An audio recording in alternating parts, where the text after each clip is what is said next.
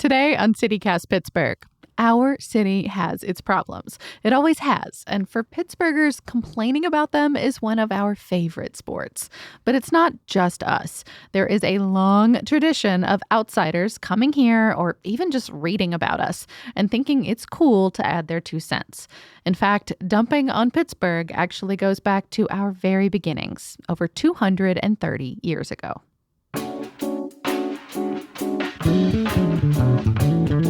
It's Wednesday, October 4th. I'm Megan Harris, and here's what Pittsburgh is talking about.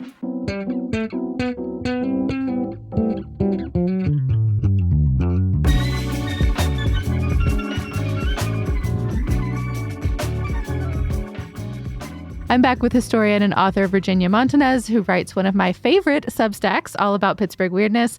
And you've got a new column in Pittsburgh Magazine that was just a treat to read. It was a treat to write and research. It's all about how people have insulted Pittsburgh, the city, the people, its topography, starting in the 1780s and ending at about 1920 and Prohibition era. How did you even put all of this stuff together? Well, it first of all took a long time. And I bet. So it took me a year of research. But I figured, I'm going to just start to collect these things and then I'll put them together for Pittsburgh Magazine. It's a great history column. Well, I just could not stop. And they were just hilarious. And I just kept finding them and coming up with cool ways to research. Like, if I was going to insult the city, what would I do? And then I would search the newspaper archives by that phrase. That was how I was finding some of the ones that others had not found. So, but that was, it took me about a year and I loved it. Do you know why people have had so much vitriol for Pittsburgh and Pittsburghers over the years? I don't want to just be like this Yinzer who's like, they're just jealous. But they are. I do think some of it was that. I think it's because Pittsburgh was always on the front edge of all progress. Even back then. Even back then, we were on the front edge of being a trading town. We were the gateway to the West. We were where the railroads really, really started to, go west. Then we're doing shipbuilding and iron. And then once we get steel, we have more millionaires than any other city. We're building New York City with our steel. It just is so easy to take a look at the smoke and go, that is terrible. So I do think it's because we were always at the front of people's minds as progress, just being on the front. Well, you were kind enough to give us a few of these choice insults in advance. So we got our friends and colleagues here at CityCast to record themselves reading them. They're so much fun. I can't wait for you to hear. Lots of common themes here. First up, our pollution and smoke.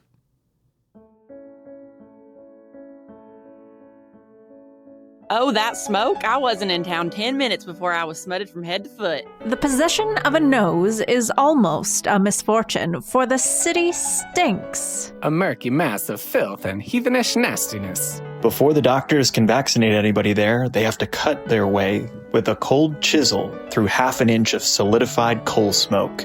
There is a fortune awaiting the man who perfects the scheme for bottling Pittsburgh water and selling it in Europe as American dye.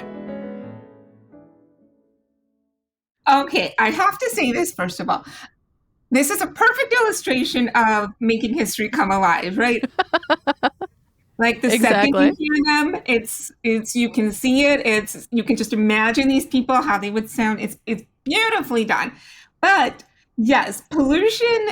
Oh, it's going to be a common theme right up until the 1970s in insults about Pittsburgh, and obviously it's valid. It is. I mean, if you look at the old photos of the city, it is gross looking. It is like nighttime in the middle of the day in some pictures. Oh, absolutely. Depending on what the humidity was doing to hold in the smog, yeah. So, but again, I think that is sort of low-hanging fruit to go after. Well, next up, our topography. And also, again, they're not wrong. Our city is really hard to navigate if you're not used to it. Sometimes even when you are, Google can't even get it right a lot of the time. Or they try to send all of us off the bridge in a U-turn. Here we go. A town of sudden hillocks, of hecks and hows with no straight lines and scarce a level 100 yards in its entirety. Some of the streets are crooked, and there seems to have been little attention paid to placing their names upon the corners. The principal direction of the streets is up and down. They ought to discard the streetcars and install elevators. Pittsburgh is undoubtedly the cockeyedest city in the United States. Physically, it is absolutely irrational. It must have been laid out by a mountain goat. I love that everybody who participated in these for us, by the way, did it with a tone of voice, like an angry, how dare you tone of voice. For some reason in my head, when I was like, is this going to come out with a British accent? I have no idea why. But I think it's just because just the insults and the snobbiness of it. So, the streets are not as commonly insulted as our wealth and our people and that sort of thing. But man, they were very imaginative and creative in their insults, and particularly that last one, which was by Ernie Pyle, the famed World War II journalist. He was the one that was just like, he could not figure out Pittsburgh streets. Somebody showed me that in my first week here in Pittsburgh, and it's been on my desk ever since, that exact insult, because I love it so much. Yes, and you know why? Because it's still true. Well, and as you say, a lot of people had issues with us, with the folks who live here. Here are a few of the nastier things they had to say. Pittsburgh was a village at the close of the Revolution, and some of the people look as if they had worn their clothes ever since. It has a dingy appearance, and its citizens are likewise. Every person you meet looks as though he had either lost a near relative or expected to soon. Naught has ever come out of Pittsburgh but society women and filthy-minded men. Spend their money like drunken sailors and don't care a hang who objects to their amusements. The most rabblish-looking herd of rowdies ever congregated. Pittsburgh is a city inhabited by demons playing with fire. His delivery is somewhat marred by a buzzsaw Pittsburgh accent. It's beautiful. We just don't care if we are obeying the fashion rules or the rules of how we should act based on our social status or keeping up with the Kardashians kind of thing. Yeah, it sounds like we've always had a slight disdain for decorum around here. Right. We just have never cared all the way back to the beginning where people were just like, they don't care about their clothes because their clothes are just going to get dirty so quickly. So they just wear whatever. And I saw that theme so much of just like, they just do not care that they have smoke in their hair and they show up at the playhouse and their faces are all smoky. And that just continues. So even today, I feel like, the real Pittsburghers, so to speak, I don't care. I don't care about it. I see all the people. We're just chill.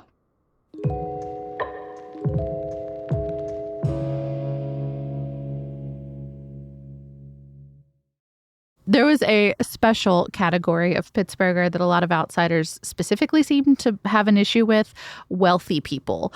Here's just one select quote. Pittsburgh is full of disgracefully wealthy men. Disgracefully wealthy. Here's the deal. It was kind of in the mindset of the progressive era. People saw the immense wealth in Pittsburgh and they associated it with sin. Now, today, in hindsight, we can look back and see it as progress. And also we can see it as taking the natural resources that the city had and being smart and using our intelligence to create the things that built the world rather than sitting on it. And so all of that wealth starts piling up, and how soon we can forget as we look in hindsight that philanthropy, charitable giving, and the bigger picture, Pittsburgh has a huge part in that, in pushing that. Our industrialists, their names are still here because of that. You're in the Benedum building, it's the Phipps, all of these things, those names are still there because they gave the money. McGee Hospital. There's a reason we know all these names. So we have to balance that. No doubt, no doubt. Although, I mean, there was also some wealth hoarding happening. Some of those industrialists don't have the best reputation for sharing their riches with their workers. Like, that's how we got the labor movement, was born here in Pittsburgh. Right. Well, my undergraduate, paper, my capstone research was on Andrew Carnegie's philanthropy.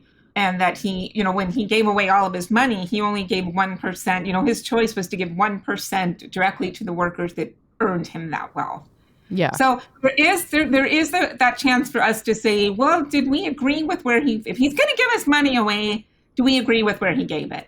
But at the same time, we were a target because there was just so much money in Pittsburgh. And it just seemed like that has to be sinful.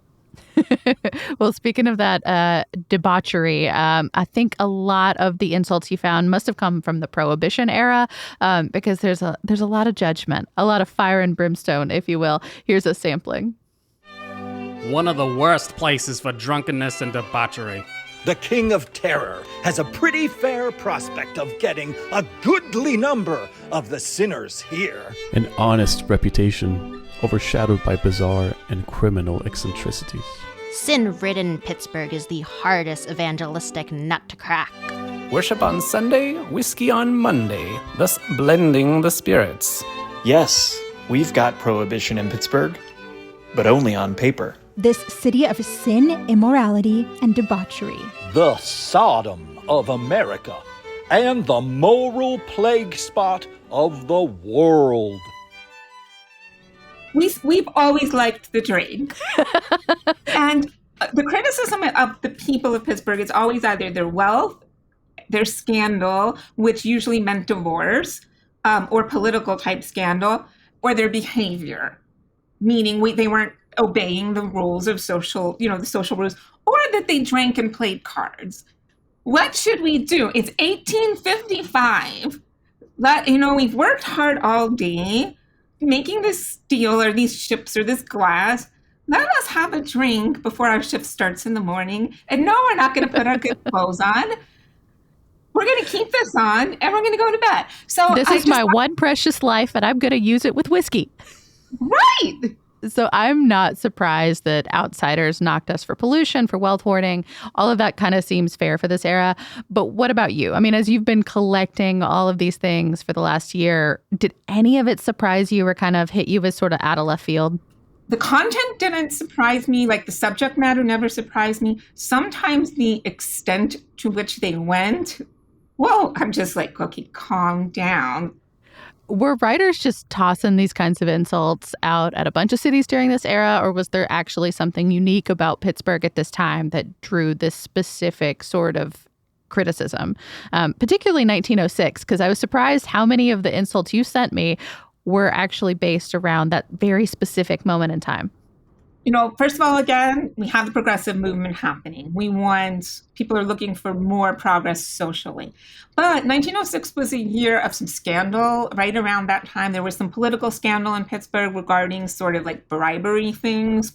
So if you have small political scandals happening and then you see, that they're very rich and also that you just start paying more attention. Oh, now there's this, now there's this, now there's smoke, and they have all this wealth, and now this person did that, and they're getting divorced. And it just started to add up to Pittsburgh being this sort of poster child for everything wrong with industrial America.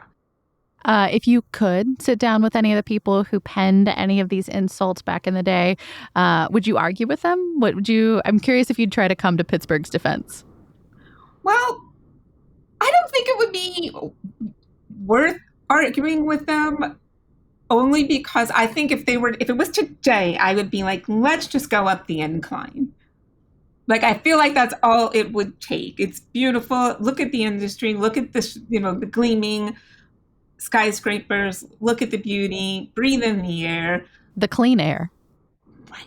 And ignore the lantern flies and that sort of thing. I guess as a historian, I could just see where they were coming from in their moment.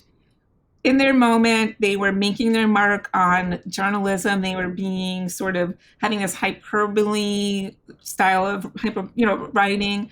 So I'm never one to argue with it. I'm more one to say, okay, but look at us now. Virginia Montanez is a writer, author, a historian. She's got a wonderful ongoing project about visible pieces of Pittsburgh's past called Remains to be Seen. And you can read her column for Pittsburgh Magazine online. We will put a link in our show notes and at pittsburgh.citycast.fm. Virginia, thank you so much. Thank you.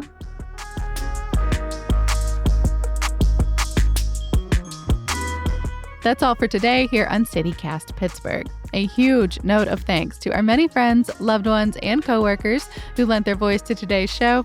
That includes Brian Vance, Monique Sadegh, Mallory Falk, Adam Demaray, Francesca DeBecco, Kent Benjen, Sophia Lowe, Simone Alicea, Natalia Aldana, Caroline Patton, Priyanka Tilve, Mark Hauser, and Jeremy Boren. If you enjoyed the show, please tell someone, rate us, leave us a nice review, and make sure you're subscribed to our Hey Pittsburgh newsletter.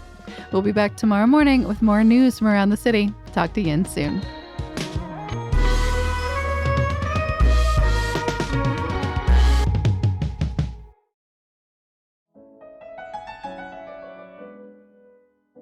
A lake of fire and flame, a miniature hell with the lid off. There are thousands and thousands of people who live in Pittsburgh and like it, but it is possible to get used to anything. I am of the opinion that the place has seen its best days. The place, I believe, will never be considerable.